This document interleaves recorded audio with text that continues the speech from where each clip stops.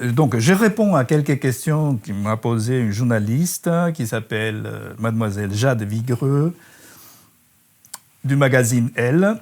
Je dois dire que souvent, je reçois des patients qui me parlent de ça, qui me disent je n'ai pas assez de confiance en moi, je ne m'estime pas assez.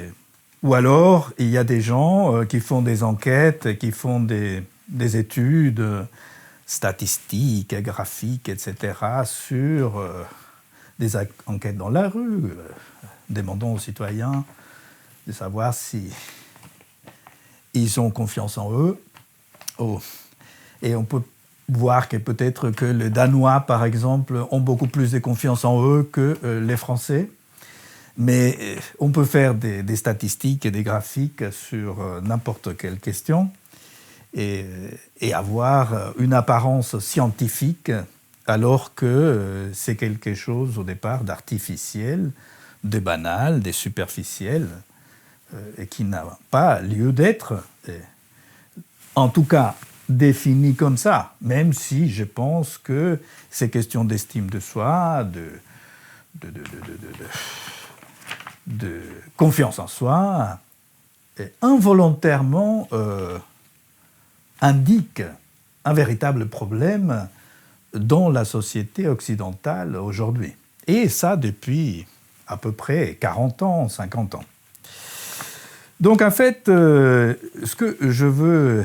Parce que grâce à Mademoiselle Vigreux du magazine Elle, je peux réfléchir plus abondamment sur ce qui serait donc la confiance en soi. Et je me suis dit que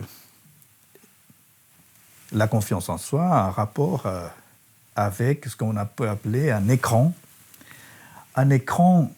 identitaire, l'écran identitaire du moi.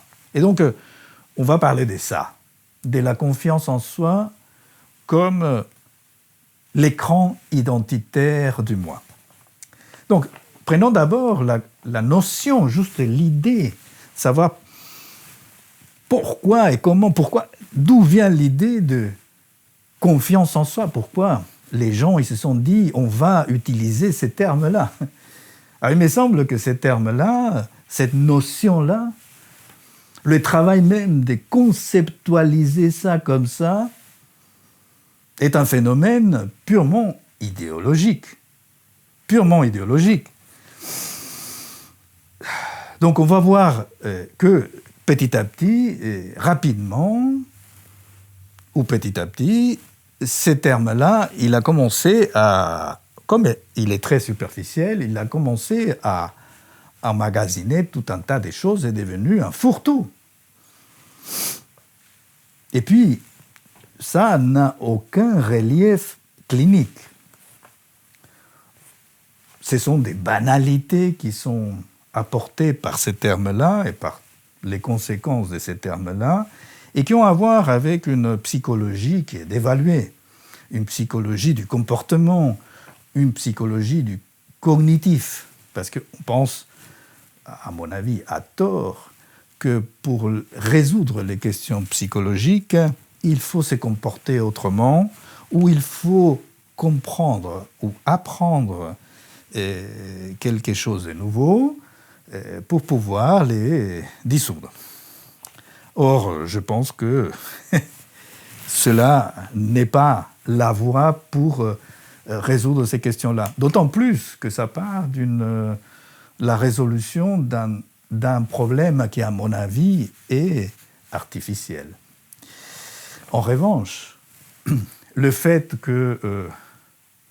qu'on puisse parler de confiance en soi, d'estime de soi, d'amour de soi, ce sont des indicateurs de quelque chose d'important dans notre société, que involontairement ces termes-là nous indiquent quelque chose qui est présent dans notre société, qui a à voir avec une sorte d'incertitude, de dévalorisation et des angoisses que aussi bien les femmes que les hommes peuvent éprouver en tant qu'êtres sexués, c'est-à-dire dans les rapports à l'amour, dans les rapports au couple, et dans leur propre rapport en tant qu'être désirant.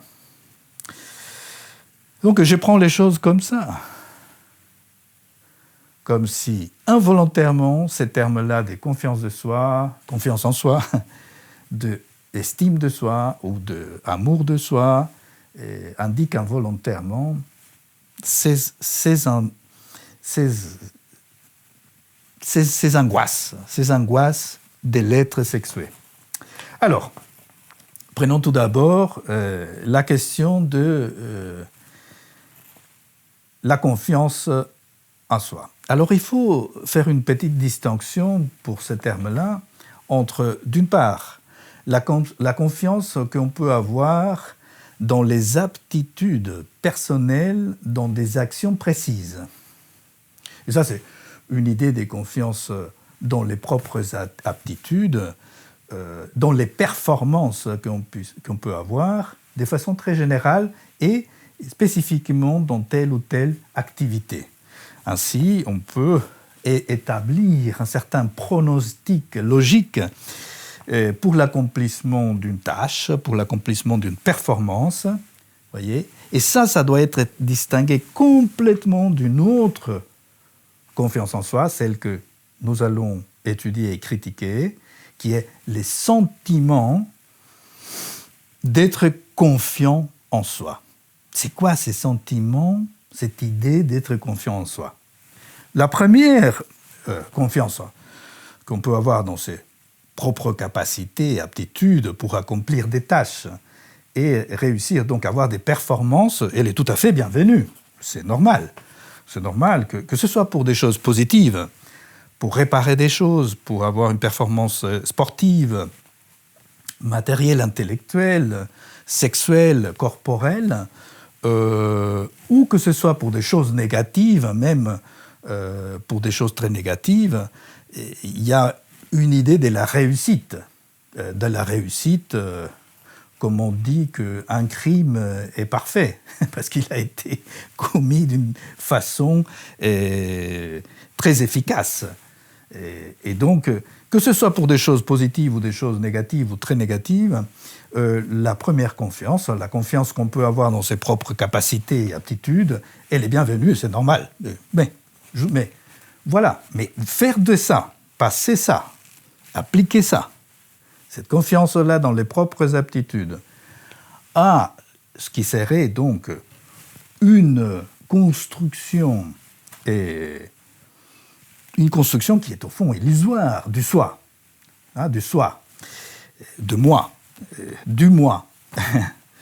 Ça, c'est une application forcée, une application forcée, n'est-ce pas, de la psychologie dite individuelle, n'est-ce pas, sur une image, l'image de moi, l'image du moi dans la relation imaginaire, dans les relations de miroir. Dans la relation des miroirs avec l'autre, où il y a des identifications, des projections vis-à-vis de l'autre, où l'autre devient un peu le miroir de moi-même. Où moi-même, je me regarde dans le miroir que l'autre constitue pour moi. Et donc, parce qu'en fait, il y a une distinction très importante entre ce qu'on est vraiment dans le réel, ou ce que je suis, et ce que je pense que je suis. Et ça peut se multiplier à l'infini, parce que ce que je pense, donc c'est le deuxième objet de moi, qui est le moi, ce que je pense que je suis, qui ne suis pas moi, ce que je pense que je suis, je peux aussi le multiplier dans les miroirs en pensant à ce que lui pense que je suis. Comme à l'inverse, je peux penser ce qu'il pense qu'il est, comme il peut penser que je pense quelque chose qu'il est, et ainsi de suite. Et ça peut se multiplier à l'infini. Donc, la première chose pour identifier ces termes de confiance en soi, c'est qu'elle nous indique une croyance. Nous croyons en la confiance en soi. Mais cette croyance-là, elle s'applique sur une image qui est forcément trompeuse. Ce n'est pas le sujet désirant qui est là, c'est celui qui pense qu'il est, c'est-à-dire le moi. Croyance donc dans l'image narcissique, dans l'image spéculaire, comme représentant les sujets dans les spectacles du monde. Ça, c'est la première idée.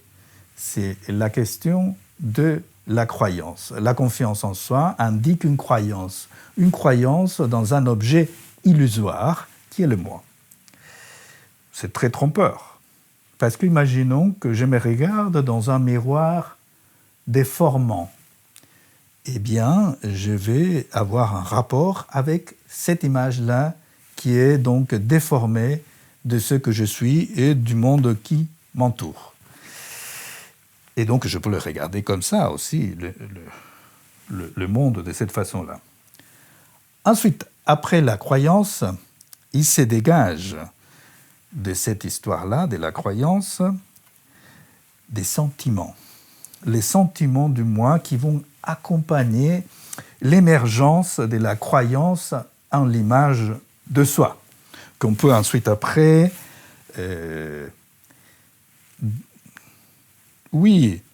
dédoubler en perception de soi, conscience de soi, estime de soi, amour de soi. Pourquoi pas? Parce qu'on va lui apporter des valeurs à ces dédoublements multiples. Donc, ces sentiments-là, ils se manifestent sous la forme de quoi? D'intuition émotionnelle, de réactions mimétiques, des réactions mimétiques inversées, en fonction d'une valeur de vérité. C'est-à-dire qu'on va accorder à ces images-là une valeur de vérité. C'est vraiment ça, le truc. C'est vraiment ça qui me fait avancer. Et cette valeur de vérité, elle peut être positive ou négative. C'est vraiment bien ça, je suis content, j'éprouve une sorte d'euphorie dans la réussite, un certain triomphalisme. Et il faudrait que je sois dans cet état-là ou que je montre cet état-là aux autres la plupart des fois. Ou alors, non. Je rate toujours les choses de ma vie, je n'ai pas toutes les choses que je sais et l'énergie que je peux éprouver, je ne les canalise pas comme il faut et je rate à chaque fois. Et donc, ça peut devenir une vérité pour les sujets, mais une vérité sentimentale qui est donc vécue comme telle, vécue comme quelque chose presque d'insurmontable, d'indépassable. Et il va accorder, donc le sujet peut accorder ces sentiments-là, cette vérité sentimentale, à la relation duel, à la relation de miroir avec l'autre, où l'image du moi est suspendue à l'image de l'autre. Voilà. Nous avons là deux éléments, la croyance dans la confiance en soi et les sentiments qui se dégagent, qui vont apporter une valeur de vérité. En troisième lieu, il y a un phénomène qui est un peu subsidiaire